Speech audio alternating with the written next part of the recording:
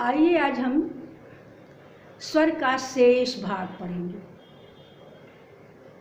क्योंकि पूरा आ नहीं पाया था उस दिन, और जो च वर्ग का अन की मात्रा थी वो भी स्पष्ट नहीं हो पाया था।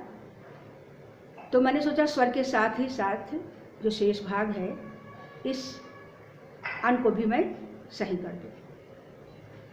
तो चलिए इसके पहले कि हम लोग अध्ययन करें, आप सबका बहुत बहुत स्वागत है हमारी इस चालीदाजी क्लासेस में।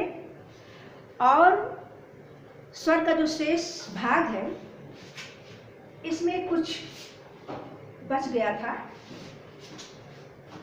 और उसको हमें आज अध्ययन कर लेना है। तो जो च वर्ग का अनुस्वार वाला बचा था, जो विसर्ग अनुस्वार, जैसे ये चा, छा, जा और झा है, इसका अंतिम या है, ये उस दिन यहाँ पर आ गया था, इसलिए आप लोगों को दिखाई नहीं। तो अब इसकी जगह पर, क्योंकि इसी के परिवार का है ये, तो ये मंच, पंछी, मंजर, मंझर, ये आपका स्पष्ट है। अब चलिए आते हैं कुछ जिनके उठने के आधार पर। अब ये आता है समृद्ध, एक प्रकार से जो घेरा हुआ सुरक्षित आवरण के अंदर। अब आवरण से अंदर का मतलब ये हुआ कि जब हमारे ये जीव के अंदर हमारे है, जैसे हम बोलते हैं ई ऊ अ ऊ, तो ज्यादा हरकत नहीं पड़ना जीव को, मतलब ये अंदर ही अंदर हम बोल लेते हैं, कहने का मतलब ई ऊ ऊ। लेकिन ये अर्ध है, इसमें थोड़ा सा आवरण खुल जाता है, जैसे आए ओ, इसमें थोड़ा सा हमें बोलना पड़ेगा, इसमें थोड़ा हरकत पड़ना पड़ता है। इसमें ये एकदम से सुरक्षित अंदर नहीं है, थोड़ा सुरक्षित है, पूरा सुरक्षित अंदर है। निवृत्त केवल आ देखिए उस बोलेंगे तो आ, जी चुपचाप बोलते हैं। अर्ध निवृत्त में आ, ए, आओ, आ, थोड़ा थोड़ा सा चला। तो ये अक्सर पूछ ले जाती है, जैसे मान लीजिए ये दे दिया गया, ऊपर लिख दिया कि समृद्ध स्वर है। अब ये दे दिया गया, इसमें से ये दे दिया गया, कोई दे दिया गया, तो अब इसमें समृद्ध केवल ई ऊ ही समृद्ध होगा। अब इनमें वालों ऊ दे दिया, औ दे दिया, ए दे दिया, री दे दिया, तो अब आपको उसमें से ढूंढ करके निकालना है कि समृद्ध स्वर कौन सा है। तो आप इसमें लिखो, तो ई ऊ आनी, ई ऊ आपका समृद्ध स्वर रहेगा। और अर्ध समृद्ध में आए ओ, निवृत्ति में आ, अर्ध निवृत्ति में आ, ए, औ, आ। अब ओठों की स्थिति के आधार पर तो बहुत आसान से कर लेंगे आप। इसे आपको थोड़ा सा समृद्ध, अर्ध समृद्ध, निवृत्त और अर्ध निवृत्त, ये स्वर आपको याद रखने पड़ेंगे, इन्हें याद रखिएगा जरूर। अब आपका आता है होठों की स्थिति के आधार पर।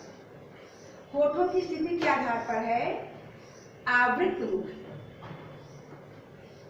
अब ये इन स्वरों को जब हम बोलते हैं तो हमारा होठ गोला नहीं होता, गोले आकार में हमारा होठ नहीं। इन स्वरों के उच्चारण में होठ गोला नहीं होता, यानी वृत्त नहीं होता, आवृत रहता। आ आ ई ए आए नहीं होता। लेकिन इन स्वरों के उच्चारण में होठ में गोलाकार हो जाता है, मेरा होठ गोलाकार हो जाता है। जैसे उ ऊ, तुरंत होठ बन गया ना गोला, उ ऊ, ओ आओ, आ में तो थोड़ा कम ही लगेगा, लेकिन उ ऊ, ओ आओ,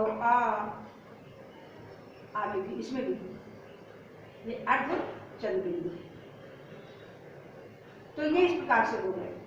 अब इसमें भी अक्सर ऐसे पूछा जाता है, आवृत्त मुखी स्वर है या निम्न में आवृत्ति, जो आपका आवृत्त मुखी स्वर है दे दीजिए इसमें, या कौन सा आवृत्ति मुखी स्वर है, आपके ऑप्शन रहेंगे उसमें से ढूंढ के देना है। तो आवृत्तमुखी, वृत्तमुखी, ये सब अगर पूछ ले जाते हैं बड़ी डिफिकल्ट टाइप होते हैं। ये तो आराम से बोलेगा, ये जब तक इसको याद न कर लेंगे समझ में नहीं आएगा। अब इसको यही समझ रहिएगा, समृद्ध ई उ अर्ध समृद्ध ऐ ओ, इसमें थोड़ा सा भाई जीभ को हरकत तब आवाज निकाला है, ये अंदर बिना परिश्रम के निकल आएगा। ई उ ए, इसमें थोड़ा परिश्रम करना पड़ा ना, ए आई ओ निकलता है ना जी। अब जो व्यंजन आएगा, अभी व्यंजन में पढ़ा जाएगा हम लोग, तो पता चलेगा कि कहाँ से स्वर किसके लिए निकल रहा है। और ये भी बहुत व्यंजन में पूछा जाता है, तो स्वर में भी ये सब बहुत पूछे जाते हैं। और जो आपने 3 पढ़ा, 1 मात्रा 2 मात्रा वाला, 3 मात्रा वाला, और फिर जीभ के अग्रभाग, मध्यभाग, पश्चभाग, सब कुछ क्या पूछ ले भैया, कुछ पता नहीं, बहुत ही विशाल है, सागर है, था। अब आइए इसमें हवा के नाक व मुंह से निकलने को क्या नाम है। हमारे एक हवा जो है एक नाक से निकलेगी और एक मुंह से निकलेगी। तो मुंह से निकलने वाली जो हवा है, मुंह से निकलने वाली वो आ ई ये आपके मुंह से निकलेगा, केवल मुंह से आएगा। लेकिन जो आपका आ ई ये नाक से निकलने वाली हवा है, जो हवा निकलेगी वो नाक से आएगी, और ये हवा निकलेगी तो मुंह से आएगी। समझ में आया? और मुंह से निकलने वाली हवा से संबंधित स्वर हैं, आप समझेंगे, या नाक से निकलने वाले स्वर। तो आप फटाफट कर लोगे इसको। मैं तो चाहती हूँ 100% नंबर ले आइए हिंदी में। आप हिंदी आपकी मातृभाषा है, इसमें आप 100% ले आइए। और वर्तनी, ये थोड़ा ज़्यादा बची, मैंने कहा वर्तनी, अक्सर इसकी गलतियाँ होती हैं। अशुद्ध शुद्ध, जैसे बीमारी, बहुत खराब बीमारी है, तो बीमारी नहीं, बीमारी। महाबली, महाबली, शताब्दी नहीं, शताब्दी।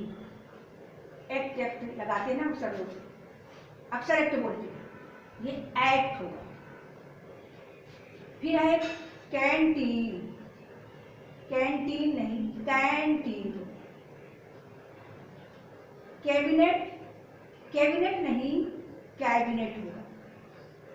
टैक्स जमा कर दीजिए, टैक्स नहीं, टैक्स। चाहिए नहीं, चाहिए। अक्षौहिणी नहीं, अक्षौहिणी नहीं होता, अक्षौहिणी। अक्सर इतने अक्षौहिणी 18 अक्षौहिणी से ना भगवान कृष्ण की महाभारत युद्ध करने के लिए गई दुर्योधन की तरफ से, तो अक्षौहिणी अक्षौहिणी लोग बोलते हैं ना, पर ये अक्षौहिणी।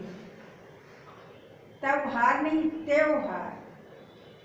अक्सर ये कई शब्द हैं, ये अन से बोले जाते हैं, इनको बोलते हैं लोग, लेकिन इस पर अन नहीं लगेगा, इस पर ये चंद्र बिंदी लगी। जो सब मैंने दे दिया है, बाकी देते रहेंगे। उंगली नहीं बल्कि उंगली, कांपना नहीं, ये कांपना। तो इस प्रकार से बहुत सारी गलतियां हो जाती हैं वर्तनी की।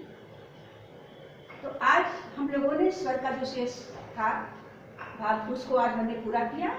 अब इसके बाद हम लोग व्यंजन पढ़ेंगे। अब इसमें से कुछ भी पूछा जाए, आपको सब आ जाना चाहिए, और मैं यही आप लोगों के लिए कामना करूंगी कि पूरा 100% हिंदी कर दिया।